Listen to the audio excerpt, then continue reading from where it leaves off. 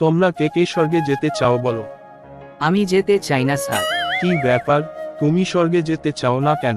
মা আজ তাড়াতাড়ি বাড়ি যেতে বলেছে, তাই। বলো তো পৃথিবীর আকার কি রকম?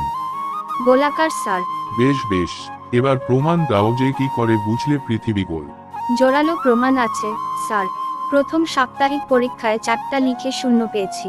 দ্বিতীয় সাপ্তাহিক পরীক্ষায় চৌকোনা লিখেও শূন্য পেলাম। তারপর লিখলাম পৃথিবী লম্বা, তাও আপনি কেটে দিয়েছেন। শেষে অনেক ভেবেচিন্তে লিখেছিলাম তিনকোনা, তাও আপনি কেটেই দিলেন। তাহলে আর বাকি রইল কি?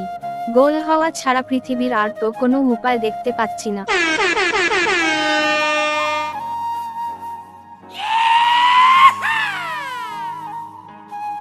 জানো, তোমাদের বয়সে আমার বিশ্বাস ছিল আমি সব জানি, কিন্তু এখন এই 60 বছর বয়সে এসে বুঝতে পারছি আমি কিছুই জানি না।